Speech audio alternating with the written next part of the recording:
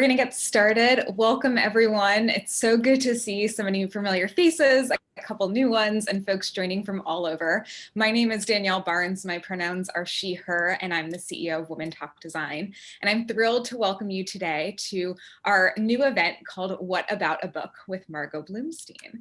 So to explain a bit about how today's event's going to work, I'm going to start off with a conversation with Margot, asking her some questions to get the conversation started. And then we really want to hear from you. So make sure you start thinking of your questions. You can drop them in the chat throughout, but a little after halfway through, we'll start to go through some of those audience questions. You can let them brew in your head or add them in early, and we'll start to answer them in the second half of today's session. We really want to hear from you. So please be sure to ask those questions. And then we'll have a few minutes to wrap up at the end. A couple of notes, we do have live automated captioning. So if you see live streaming with Otter, we're not actively live streaming this out there, but you can click on that for auto captioning. It's imperfect, but hopefully can help you follow along. We also have a session that's happening later on this evening, and so we encourage you to tell other folks about it so that they can join us for part 2. So without further ado, I'm thrilled to introduce you to Margot Bloomstein, who you may know from content strategy or design conferences, where she's taught workshops, keynoted events for more than a decade. A working content strategist for more than 20 years, she's consulted with clients in a range of industries, from services as software to sex toy retailers and footwear technology to 401ks. She's the author of the industry's mainstay Content Strategy at Work and the new Trustworthy: How the Smartest Brands Beat Cynicism and Bridge the Trust Gap. Margot teaches in the Content Strategy Graduate Program at I'm pronouncing that wrong, Johannium University in Graz, Austria, lectures around the world with brand-driven content strategy and designing for trust, and tweets prolifically at M. Bloomstein. So we encourage you to follow along on social media. We have our hashtags, What About a Book and Stage to Page, and you can tag Margot and Women Talk Design. And without further ado, please help me welcome Margot. Thank you so much. I'm excited to be here. I'm excited to share what I've learned going through this process, and excited to help generate some ideas and hear like the questions that folks are bringing to the process too, and hopefully answer them. And if not, point you in the direction of some more good resources that will help you bring your ideas to the stage, and from there to the page. And if that's what makes the most sense for you. Well, I'd love to get started, Margot, hearing a bit about your journey. So maybe if you want to tell us about even, when you maybe started speaking about some of the ideas that you were interested in, and then really when you first decided to write a book. I know this isn't your first book, so thinking back to that first book. Sure. Well, I guess I started speaking, and I love to share this, but I started public speaking as a 4-H'er. For moving audiences in the 4-H barns at my county fair. And that taught me a lot of the skills that I still use today, as far as how to structure a concept, have an intro, a middle with some examples, and then an end that was hopefully conclusive. But I'll talk more about conclusions in a bit, and my fear of them. But and then how to kind of keep an audience engaged and involved and whatnot in the topic. And that was in 90-degree barns in upstate New York in late August, in the 80s and 90s, and pre-PowerPoint. And now I'm happy that most of the time when I'm speaking, it's in air conditioning, but still with people that are distracted now by the devices in their hands and everything else going on in the world, and less so by batting around flies and stuff at the county fair. But I'm not speaking in front of posters anymore. Now it's usually in front of slides, or sometimes without slides. And I first started, I guess, speaking professionally about 10, 11 years ago at different meetups, primarily within content strategy, and then bigger and bigger conferences in marketing and design and content strategy and content marketing. And then through that process, that's when I first started working on my first book, focused on content strategy. And the genesis for that was really structuring a talk, first understanding that there was a problem that I could address through the expertise that I had at the time, the value of that expertise, realizing that I could solve that problem that was common within my target audience, structuring a talk to do so. And then after speaking on that topic for across many stages over probably a year, year and a half, eventually I spoke at Web Design Day in Pittsburgh, which is a wonderful mid-sized conference. And during like the lunch break, one of the other speakers said to me, "Oh, that was good. You know, I like how you approached the concept. Are you working on a book?" And I was like, "No, but thank you for asking that you even think that that's appropriate." And he was like, "Yeah, it just seemed like the structure of it seemed like it would naturally give form to chapters." And around that time, another colleague reached out to me because one of her friends was an acquisitions editor at Morgan Kaufman, and they were looking to add a content strategy book to their stable. And that was a very, very fortuitous introduction. We should get up, Cecil. And I learned a lot kind of going through that process as well. And then more recently, over the past few years, in some ways, the process has been similar, where I had a talk that I had developed that spoke to a problem and attempted to resolve and redirect a problem within my target audience. And I realized that the audience that I had for this concept, for my thinking, was bigger than anyone that was going to be able to fit in a conference room. And I wanted to take it to a bigger audience because I thought that's where these ideas will have the most traction. If I want my ideas to succeed, I need to reach a bigger audience.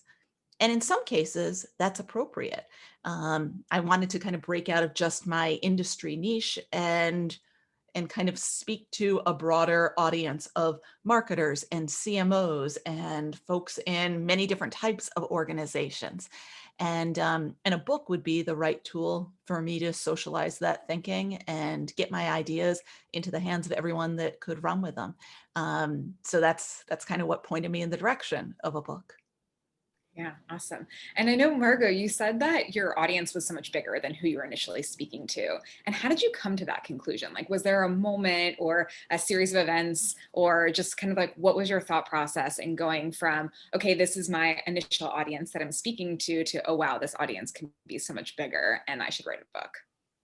I think I saw, if it's appropriate to call it a tipping point, I think I saw that tipping point when I was getting feedback from people saying, "Oh, I love this idea, but I can't do this on my own. Can you give me more tools? How would I approach like the CMO with this? Or I need to bring more project managers into this to really give it legs and to make these ideas kind of to give them room to grow in my organization." So those types of questions and that sort of audience feedback, I mean, audience feedback is always generous and wonderful. When they care enough about you and about the topic to give you some more time, to, even if it's critical feedback, but to say, here's how you can make it better, that's always an amazing gift. And when audience members were coming up and saying, "I love this, but I need more ways to make it applicable beyond just my work," that helped me realize that, okay, I need to both speak better, or maybe I was already speaking to this audience, but I needed to also speak to broader audiences and make sure that there were tools and resources for them in what I was offering. And then I needed a way to reach those audiences too. That's great. And I want to go into a bit of the process of actually going about pitching and finding a publisher and all that. But first, I'd love to hear, what were some of the big differences just in general between the first time that you wrote a book and this upcoming time with Trustworthy?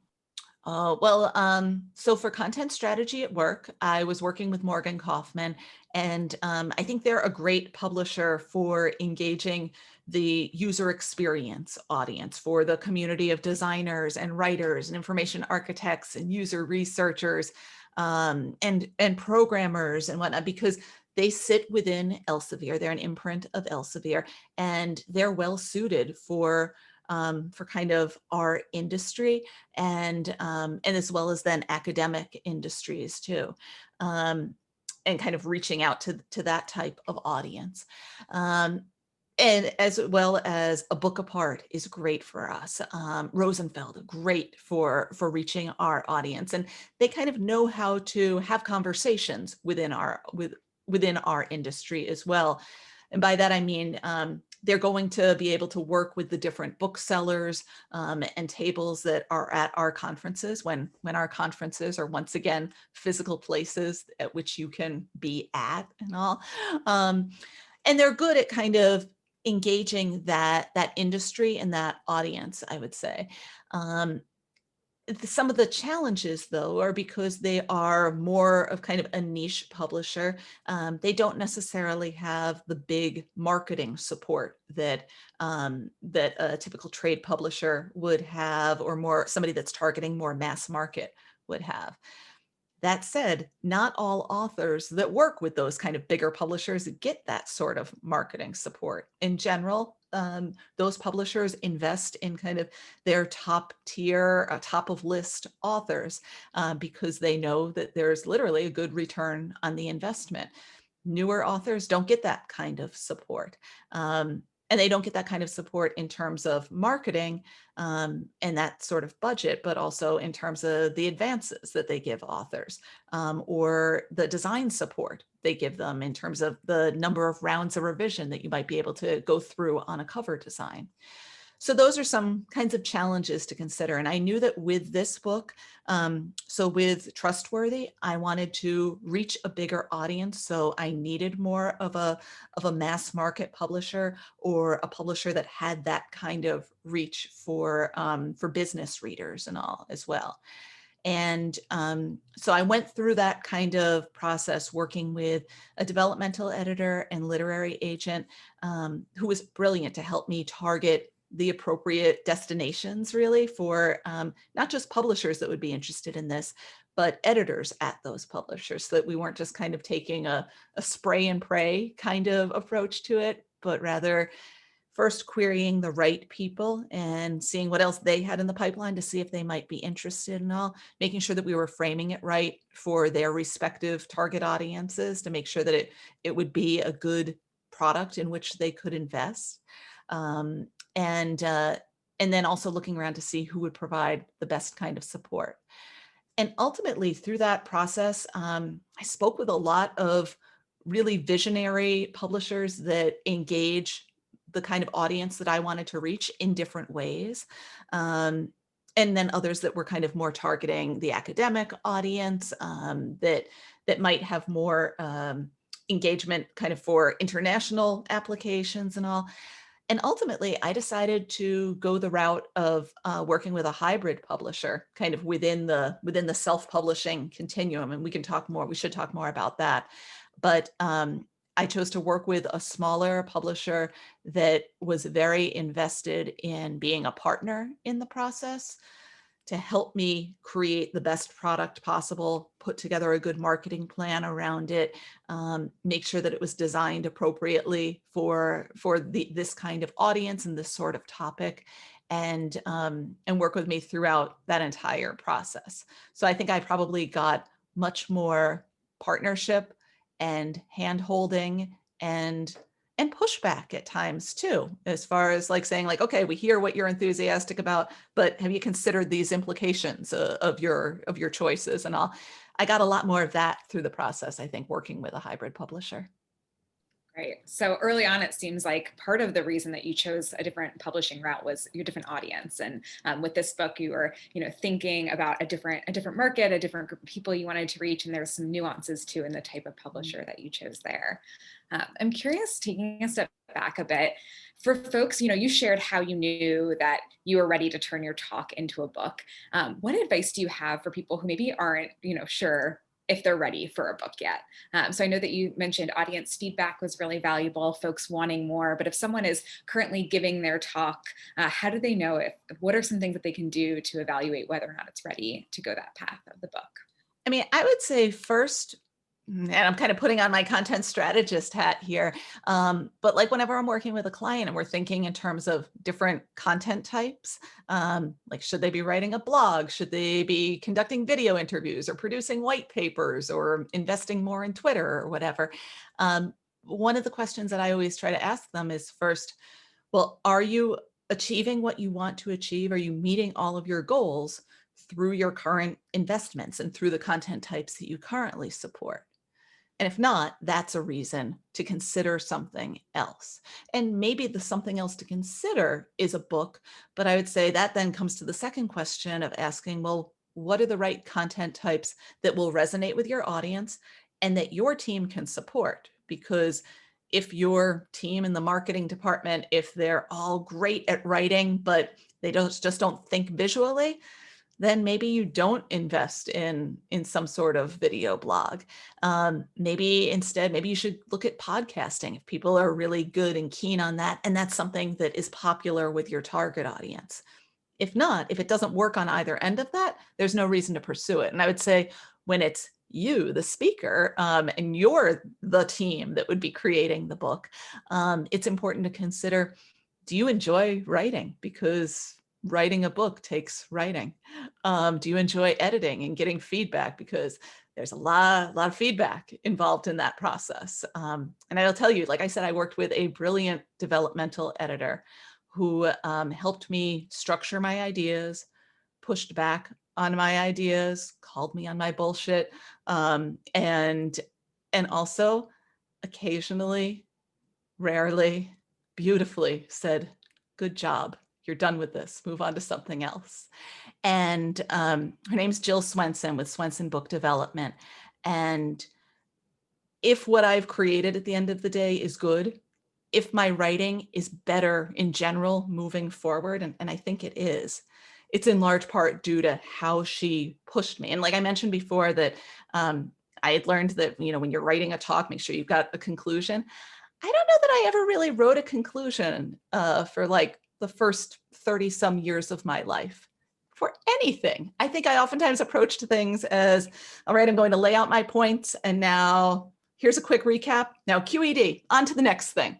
And that was one of the ways working with an editor helped me kind of find the point in what I was writing and make sure that it was relevant to the audience. So to get back to your question, I do want to do that, of how do you know a book is maybe right for you now? I would think in terms of, well, first, are you meeting the ends that you're hoping to achieve?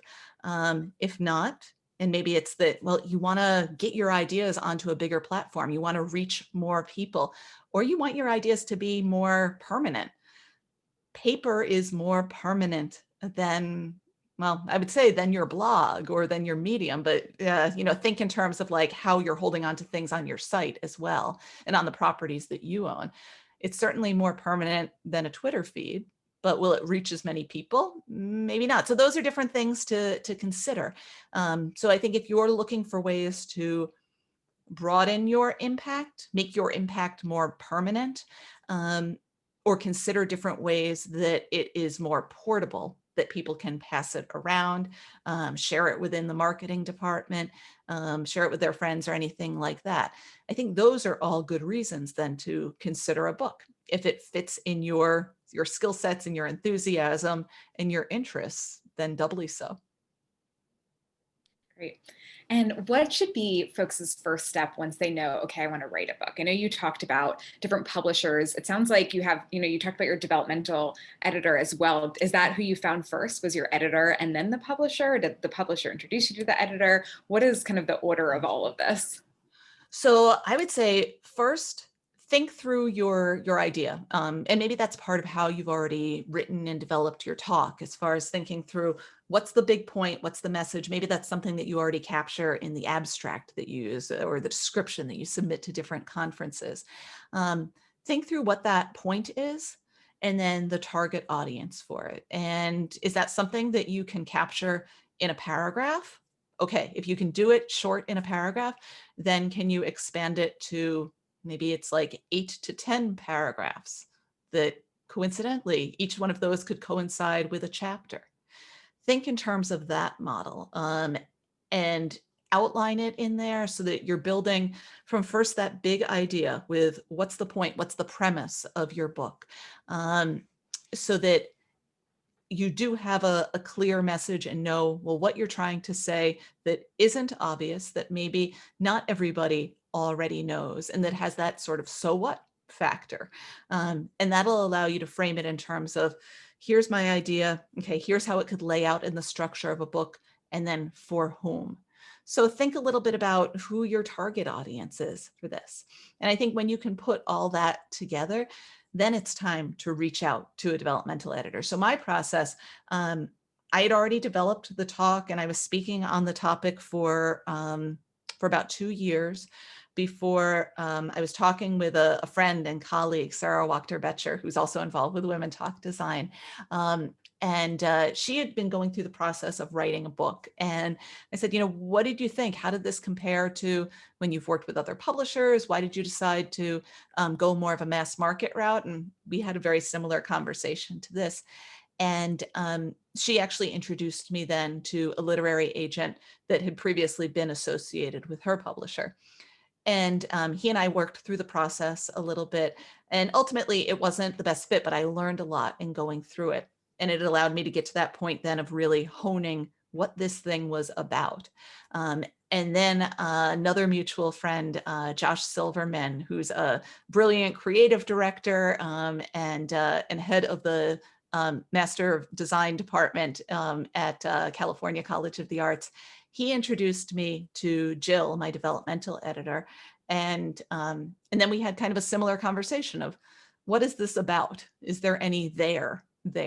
And then she helped me through the whole proposal process of expanding my initial idea into kind of a page-long version of that idea, and then to structure it through chapters with a brief description of each chapter, what was going to happen in it. And then also looking at expanding my ideas of the audience. Could I develop it into audience personas? And how would this book fit into their lives? What would it help them do that existing titles and existing resources weren't helping them do? Because like so much of our work, speaking is problem solving. Design is problem solving. I think when you are writing a book, and I say this not if you're writing fiction necessarily, but to write this kind of business book, you're doing it because you're trying to solve a problem. And in order to solve a problem, you need to understand the problem. You need to understand your big idea, and then understand your audience as well. So Jill helped me go through the process of developing a proposal. That's what we brought out to different publishers. And that's how ultimately I found my publisher, Page Two, that I worked with. Great. So I know that you talked a little bit about the difference between a hybrid publisher and a traditional publisher, I guess you'd call it, and another self-publishing as well. And so can you talk a little bit about these different types and maybe some of the pros and cons from your perspective? Sure. So I will be the first to say, when I first heard about self-publishing, and friends that I very much respect said, oh, have you thought about going that route? My first thought was like, oh, self-publishing. I thought that was just if you couldn't get a real publisher. And I was so wrong, because I realized there's different ways of getting your ideas out there. It's kind of like how you can speak about them, you can tweet about them, you can have a really excellent blog or podcast about them. Same way in publishing. There are lots of different publishers and models of publishing to work with to get your ideas out there. And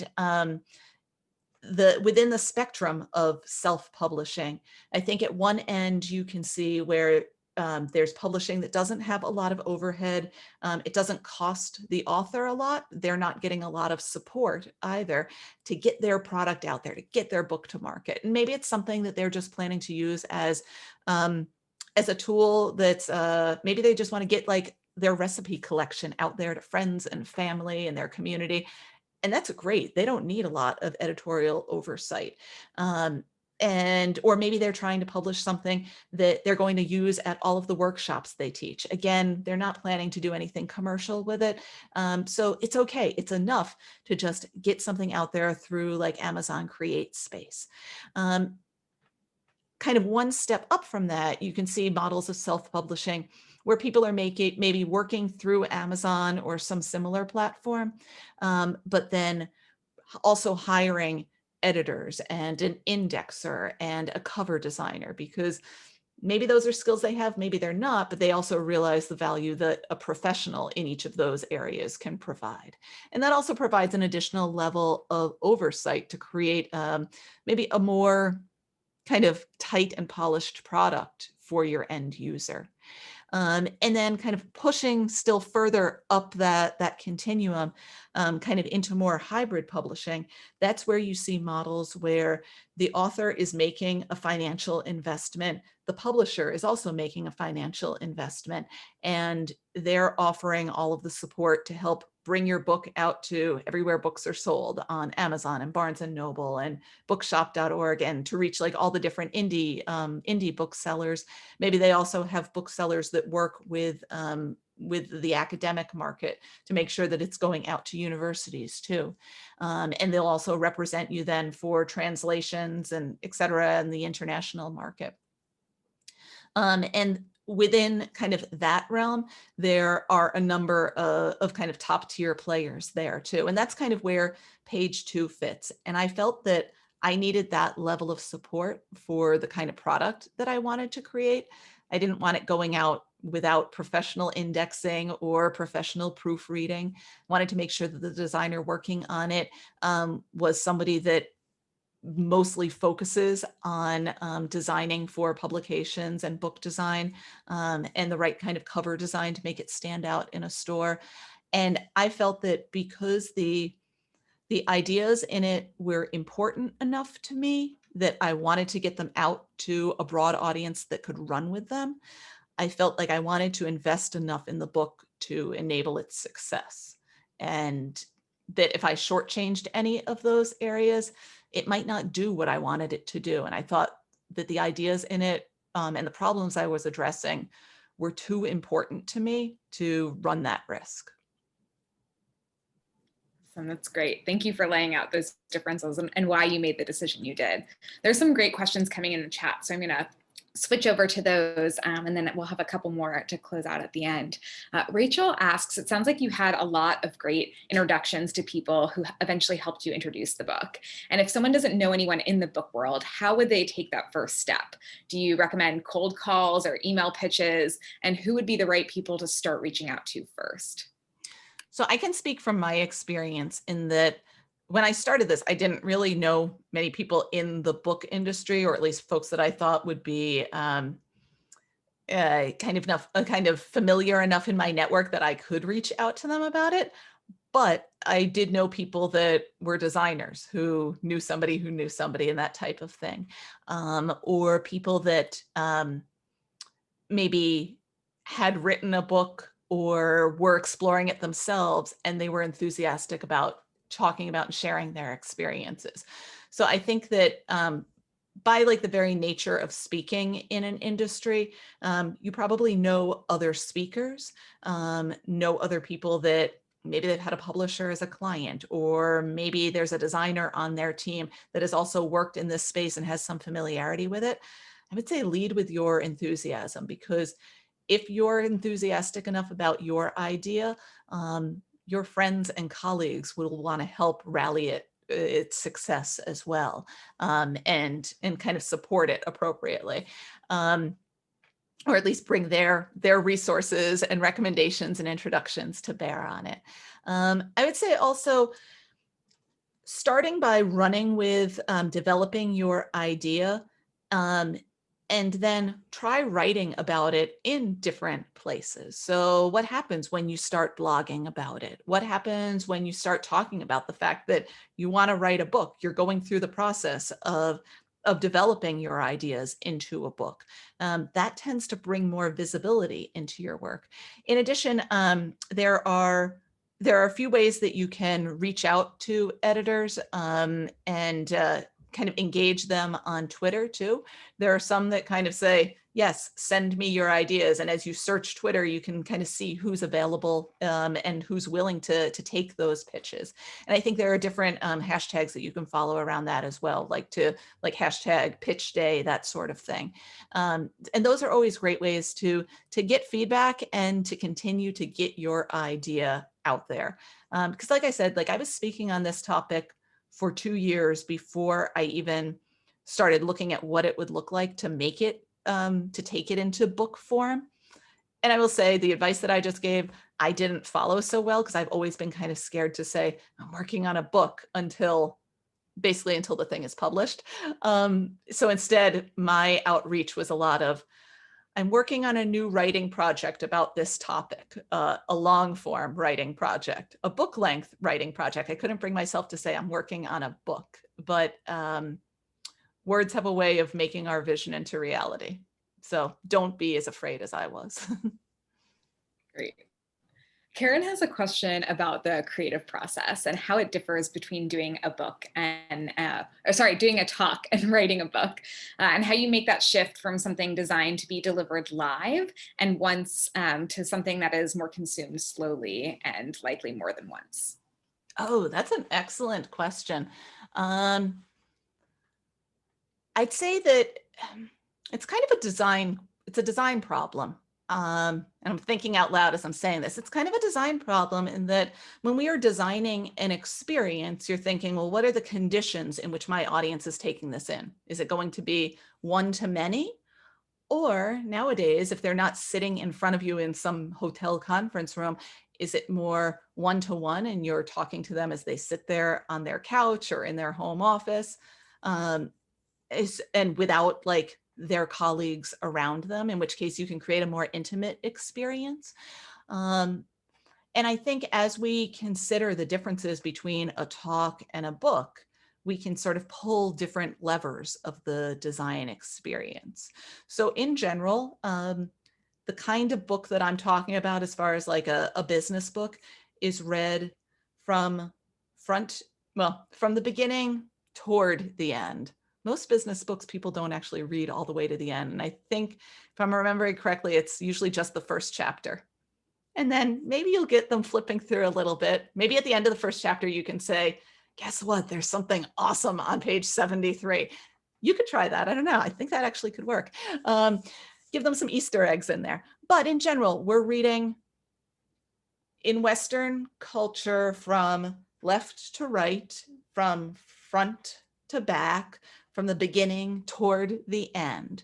So now you can start to play with sort of a temporal experience in there, because even though a talk is also structured for, I'm going to start at the beginning and end at the end, you're kind of taking them on that journey. You can usually expect that most of your audience is going to stay there in their seat. But with a book, they're going to put the book down, get up, go make lunch. Maybe they'll come back later that day. Maybe they'll come back in a few days. Maybe they will dip into it periodically after that and just say, I need to find the chapter that talks about this topic because that's what's important to me right now. So you're dealing with those sort of those issues as well that are kind of like confronting your user's narcissism in a way. They're saying, just tell me about what's important to me. We don't have to confront that on such a narrow scale, typically on the stage, but there's still issues of attention to wrangle with. So I think in a book, you can play more with the level of detail into which you want to go. There's time there now to explore topics and give multiple examples to kind of uphold your points, which is pretty exciting because you don't always have that freedom on a stage or in the span of a 45-minute talk or a 20-minute talk. So you have the time to go into that level of detail. At the same time, though, you need to respect that, yeah, your audience just cares about what they care about. So you really need to hook them on those examples. You need to give them a reason to want to keep reading, or give them lots of subheads so that they can easily scan and kind of random access. So also in that way, if they're hearing your ideas from a stage, you know what they've just heard. You know what they've just experienced 5 minutes ago because you said it to them. With a book, you can kind of play with that variable because you don't know, did they read the previous chapter? If not, maybe you need to reference it in there, some sort of sidebar that says, as you read back in chapter 4, or if this sounds kind of arcane and unfamiliar, check out the footnotes that appear later on, that type of thing. So you can kind of play with those variables as well. I hope that answers your question, because it's a good question. Emily has another great question that I'm sure many people are thinking around imposter syndrome. She says, I know many of us on here have a lot of expertise and topics to cover, but I get stuck on the general sentiment you see around that quote, every book could be a blog post, and then start to feel like she doesn't have anything unique to say, despite having good feedback in other realms. How do you push back against that? I start by rolling my eyes. That's how I push back against it. I don't know that every book could be a blog post, simply because of like what we were just talking about with like the level of detail that you can develop through a book. That said, maybe every book though should start as a blog post, or should start at the length of a blog post and then at the length of a paragraph, and see, can your ideas work that way? Because if so, if you can establish that sort of armature for your ideas that is stripped down and bare and minimal, think of how your argument will thrive as you continue to kind of put meat on those bones and flesh it out. And I'm not saying when I say that every article or every book should start out as a blog post, that it's necessarily a blog post that you publish. But maybe you do if you want to see how it resonates with your audience. Or maybe you just share it with a few colleagues that are in that target audience to see what they think and see where they kind of like poke into it and say, tell me more here, or yeah, I got it.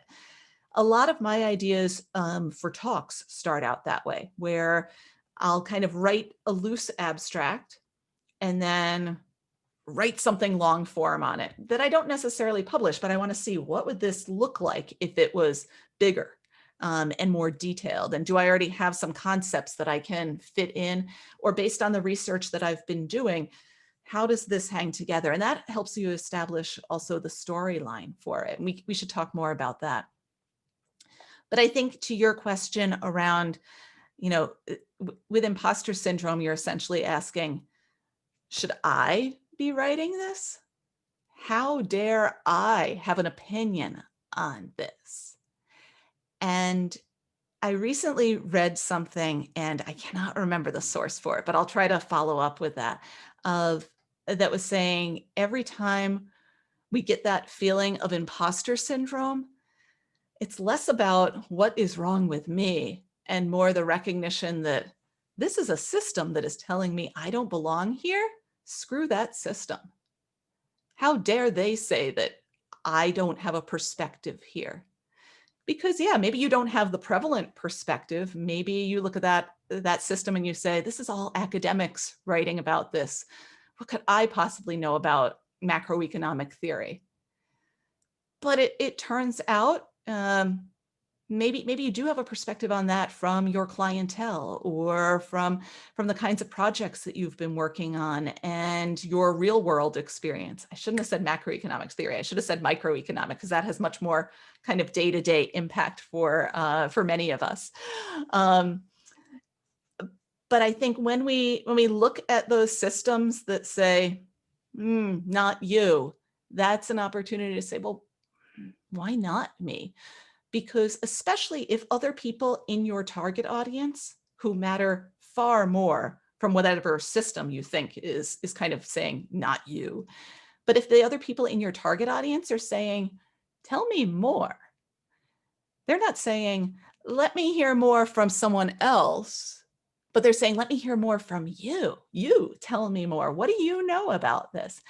And I will tell you, I had that question a lot as I was working on the book. I raised that question to Jill a lot as I was working on the book. And as she reminded me, yeah, there are a lot of academics that are writing about topics in trust. There are a lot of journalists writing about topics in trust that approach it with the mindset of a journalist. And I'm not a journalist.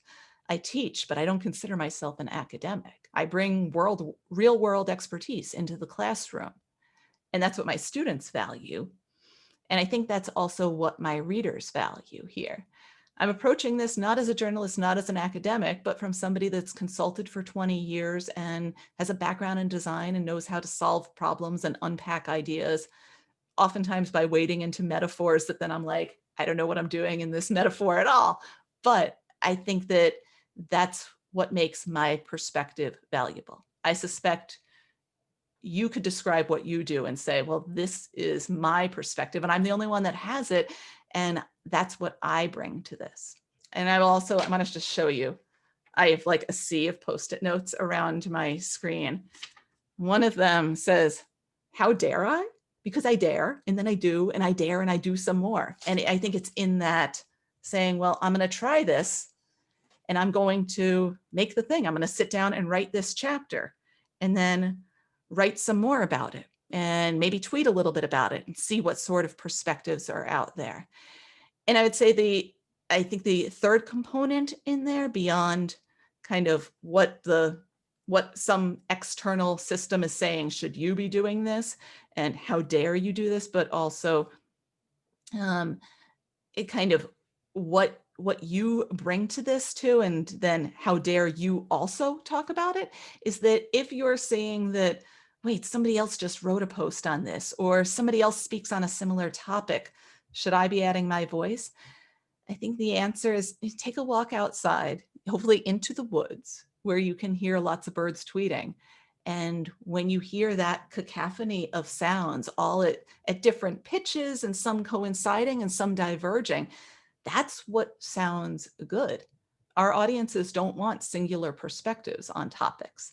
They want to hear where different people coincide and where they diverge, where we can elevate different examples, and then how we bring our unique perspectives to bear. I love that, Margot. That was fantastic.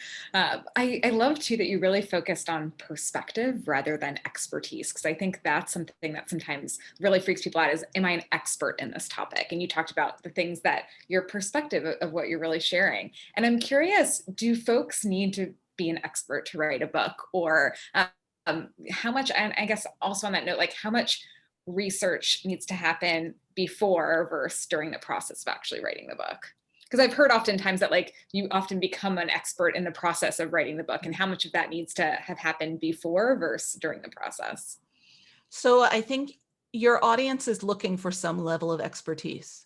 You gain expertise by doing the work, probably the work that is the subject of your talks, and then by continuing to do the research. Because by starting to write a book and then embracing those words of saying, I am writing a book about this, that is a phrase that opens so many doors then when you want to reach out to people and say, I like what you're doing at your company on this topic. I'm writing a book about this.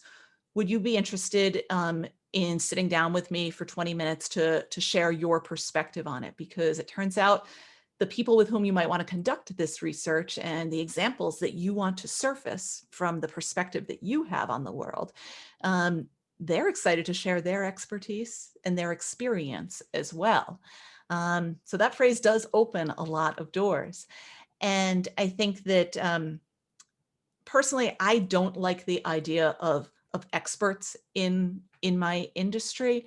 I push back against the idea that in most industries kind of around the web and communication, that we can have experts, because this is, it is not a calcified industry. What we do, and if we're pushing new visions on our work and in the world, those things are rapidly changing. And we're all kind of learning and trying new things and seeing what works. And I think it's going through that process that no one is an expert, but anyone can gain expertise. And then by sharing it, that's how you create it in the form of a product that your audience is excited about. So I think they respond to your enthusiasm for the topic. That's what your audience wants. That's what people that you might feature in case studies, what they want. And you gain expertise on the back of your enthusiasm. Great. Thanks, Margot. We have a couple more minutes for questions. You all have been asking such great questions so far, so I encourage you to keep dropping those in the chat. I'm going to go back to a question, kind of going back to the practical publishing side that Jill had raised. If you would explain why you decided to turn down an offer from a traditional publisher to work with Page Two. So I don't want to name names here because as you'll see in my book, I don't like telling bad stories or critical stories because I think that we can pile on those things, but we learn more from good stories and good examples of brands and people behaving well. But yeah, I had received an offer from a very popular publisher within my industry that was popular with many fellow speakers and a lot of like big business speakers that command top dollar on the stage, had found success with them. But when this publisher reached out to me, they said, all right, we'd also like to include a buyback as part of the contract. And that's what happens when the author says, or I'm sorry, when the publisher says, we expect you, the publisher, to figure out how many books you think you'll be able to buy and sell, how many you'll be able to sell to your respective audiences over the coming year. So sit down, figure out based on your target audience and where you're planning to speak and maybe kind of corporate gigs that you've already sussed out. How many people are in those audiences? How many books do you think you can move? And they're asking that not to say, all right, so how big should your advance be? Or how sure can we be of the success of this new book? But rather because they want to minimize their investment in the book. So if you come back and say, all right, well, I think I can reach 5,000 readers in the coming year, or 10,000 or 15,000 or whatever it is, they might say to you, as this publisher did, all right, so we need you to buy that number of copies up front. So I said, all right, because I was okay with the idea of shouldering some of the responsibility of moving books because I know my audience and I thought that I could move them. But the number that they quoted to me was far higher than what I was considering. I think they wanted me to buy 5,000 copies up front and to essentially float that portion of their business. And I wasn't comfortable with that because I wasn't sure what I was getting in the deal. Yes, they would be publishing a book for me, bringing it to market through professional distribution channels. But I'd already worked with designers at other publishers that were shouldering 30 books at a time and couldn't really go through multiple rounds of revision on a cover for my feedback. And I'd already worked with a marketing department at a publisher that wasn't going to be investing a lot in the success of my book, that was all on me. I didn't feel comfortable that creating the product also would be on me. But I went out to kind of my network of other speakers that had published and all, and others that had worked with them. And I said, yeah, they wanted me to buy back 5,000 copies to sit in pallets in my basement. Is that right? Is that typical? And the response that I got was, wait, they only wanted you to buy 5,000 copies? They wanted me to buy 15,000 copies and that kind of thing. And I was like, ooh, I don't know that this is for me. I don't know that I can afford to work with this publisher. So that's when I reached out to other colleagues, some of whom had books that flew up the New York Times bestseller lists, that had worked with hybrid publishers as well, to say, tell me about your experience, or you worked with a big academic publisher. Is that necessary? Do I want to get that kind of representation and all? And by and large, what I heard was that for the kind of audience that I was looking to reach, and the kind of numbers that I wanted to hit, I didn't need to work with a big name publisher. And in fact, if I wanted the sort of marketing partnership and support that I was looking for, it would be better to go with a hybrid publisher, because it turned out in any of those kind of big trade publishers, I was going to be a little fish in a big pond, and I was not going to be the fish in which they were most invested.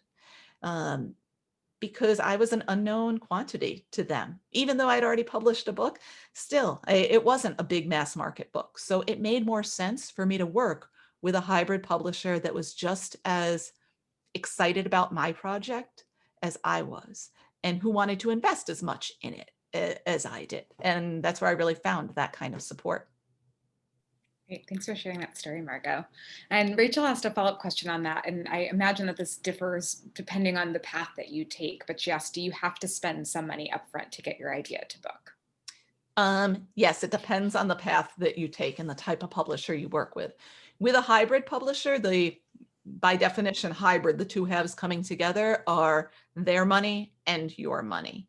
A traditional publisher, it might be more they're paying you to work with you. They're offering you an advance, but those advances have gotten smaller and smaller. So you're not necessarily investing money in it, but you will also reap less money than as a portion of the proceeds of the book.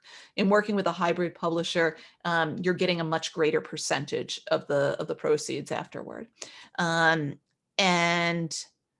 then, except in the case of that other publisher that we had been talking about that made me an offer, which I put it in air quotes because, yeah, it was going to cost me too much to work with them for too little return. So that's kind of another example out there. Great, thanks, Margot. We are getting close to time, so I'm going to ask one final question. And in the meantime, I'm going to add some wrap-up items in the chat. We have a feedback survey. We're hosting this conversation again this evening and would love for you to tell a friend and help spread the word. And then finally, I'm going to share a link to Margot's book and what she has coming up. And she's also teaching a workshop with us in January on these principles that she teaches in her book and how to build trust from this stage as a speaker. But to bring it back to writing a book and in this process, Margot, it sounds like you learned so much in this process. I'm sure the first time around and this time around. And I'd love if you could share maybe something that you wish you knew when you had gotten started, or really like any other advice that maybe you hadn't, you wanted to reemphasize, or you haven't had the chance to share for speakers who are thinking of writing and publishing their first book. Ooh, first thing would be editing, whether it's developmental editing, copy editing, proofreading, friends giving you technical feedback or technical editing on your topic. Editing is an act of love.